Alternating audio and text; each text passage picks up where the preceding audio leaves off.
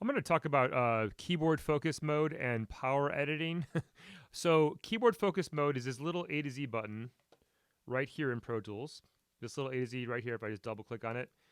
And notice that there are other ones. Here's the clip list one, here's the edit window one, and here's the groups one. So all these turn the entire keyboard into one stroke key commands, right? So there's not even a combination of like command and shift. It's just like R and T for zoom in and out.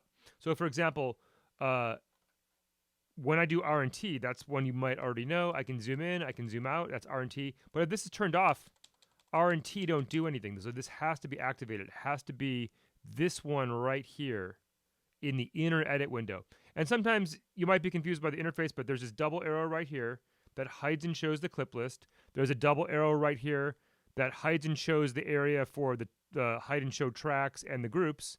So don't be confused by that. It's this one right here. So once that's turned on, then the entire keyboard becomes this powerful tool to unlock. So I'm just going to walk through some of my favorite keyboard focus commands that you can use. So R and T, we already know. You mark in, T zooms in, R zooms out. Everyone's hopefully using that. That's the best thing to do. Next one is zoom toggle. That's kind of cool. So you highlight a clip or any section like this, or a clip, and you hit E, and it'll zoom in where your selection is to the entire screen. So if I select that area, I hit E, it'll toggle, and that is controlling this little thing up here. That's like the E will control that zoom toggle. It's kind of useful if I just want to like zoom in on an area really fast. Then I can zoom in on another area really fast. You get the drift there? Cool. Going on. This is a very powerful, this next one, super powerful for editing purposes. So let's say, I don't know, I have a chorus of a song or I've got a selection here or some automation and whatnot. P and semicolon in Keyboard Focus will go up and down with the selection. Or if I just mark in to a certain point, let's say I'm marked in right here, I can go up and down that way. That's tremendously powerful for copying and pasting. I could just copy this, or I could cut that area. I can go down. I could paste it right there. So it's very, very powerful for moving stuff around. It's also great for automation. So let's say I have some automation here, which I don't, but I'm just going to draw some real quick. And I'm going to draw some volume automation here, right? I've got this. And then, you know, I can just take this automation. I can copy it. I can go down to the next track. Let me view the volume automation, and I can paste it. Notice all my commands now. Let's undo that. Step back. There we go. I should have gone here first, but some very useful ones are also cut, copy, paste, undo. So X is going to be cut. See that? V is going to be paste. Let me just paste it on another track. V. Just one stroke, not even Command V, but V. Z is undo. So Z, I'm going to step back a few times and undo my cut here. So Z is undo. X is cut. C is going to be copy. I'm going to copy this section here. I'm going to mark in here. And V is going to be paste, right? I'm going to undo Z, Z, Z, right? Really fast. So you understand those from word processors like undo, cut, copy, paste. That's Z, X, C, and V. I'm just looking at the keyboard here. Another one you may know, which is very tremendously powerful, is B. So I can just go in and I can just start chopping stuff with B. I can just mark in with my mouse. I can hit B. I'm going to hit Z and just undo a bunch of stuff. So that would be B. I might call it the blade to memorize it. Just B would chop something. Okay. Now I need to jump ahead a little bit to this idea of tab the transient, which is actually very useful. It's right here. Right here. That's turned on now, and once that's on, I can tab forward to the transients, which are these bursts of amplitude. Here's a kick drum, right? So I can just tab forward to wherever it finds these transients, and then I can option tab back, right? I can go backward. So in conjunction with shift tab, I can start to select stuff really fast. However, keyboard focus, you know, I talked about P and semicolon, P and semicolon goes up and down. Well, L is like a left tab, and quotation mark is like a right tab. So very quickly, I can select stuff super fast. Let's say I want to select this kick transient.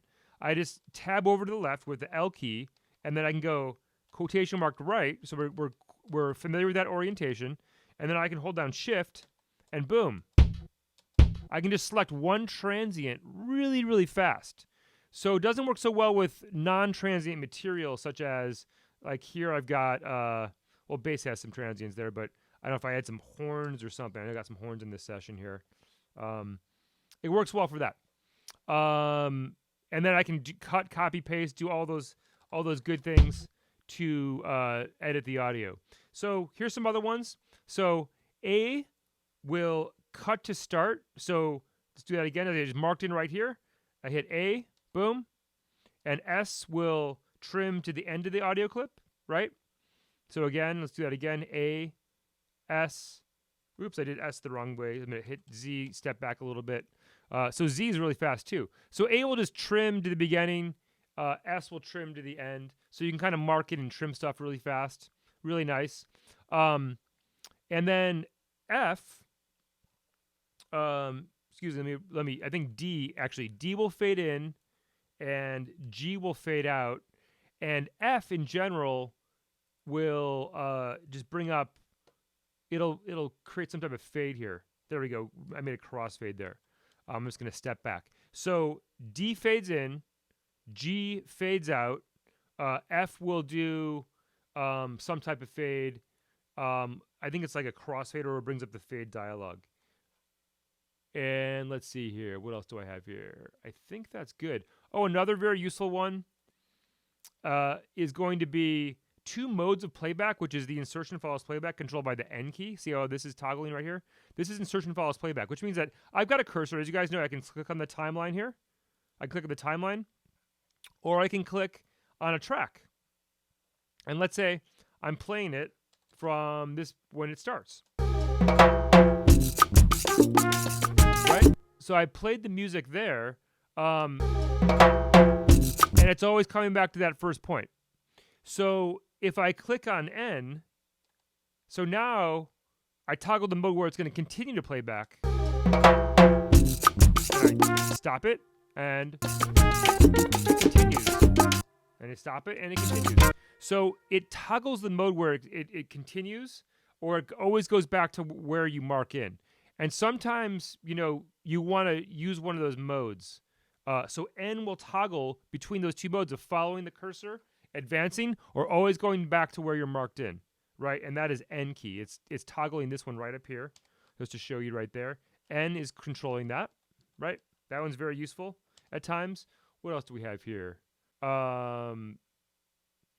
Here's a few good ones. So let's say I have something selected.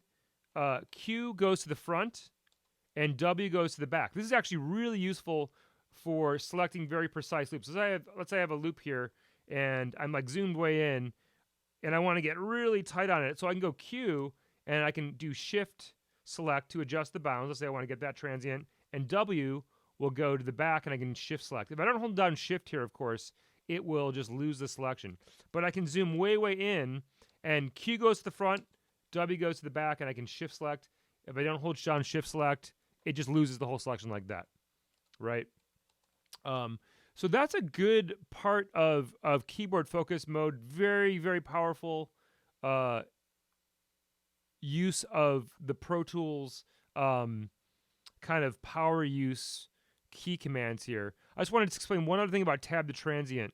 So you notice I have these separate clips here, right, in my kick drum here, right? And I can, if tab to transient is turned off right here, if that's turned off, unselected, and I tab forward, it goes to the clip boundaries. If you can see that, if you can see where my cursor, hold on, I'm marking this track. It goes to the clip boundaries. I'm hitting the wrong key there. So there we go. So you can see where it's advancing here. See that little blue thing? And I can go back. So with tab to transient off, it will go to the clip boundaries. When tab to transient's on, and I've got to zoom in here to see what I'm doing to get some resolution, I can kind of, it'll advance to the clip boundaries. And let me just make this even clearer. I'm just going to separate here so I can get zoomed in So you can just see the difference between these two modes of tab the transient on or off. So now if I tab forward, I'm just using the quotation mark, I can go forward inside the clips. If I turn tab transient off here, now it's going to tab to the clip boundary. See that, how it's advancing? I'm going to back here, back there, right? So that's just two modes, and I'm just going to Z undo all that. That's two modes of how tab the transient is going to work. If it's on, it's going to tab inside the audio transients, inside the file. If it's off, it's going to tab to the clip boundaries, right? That's super important. And that's probably enough to get you guys started and pique your interest on these power use of Pro Tools. And this is in my notes here. I'm just going to put it on the screen. You can pause it. I just went through all these and just described all of these power use tools. So take a look at that, pause the screen, and try these out in your editing. They're very, very powerful.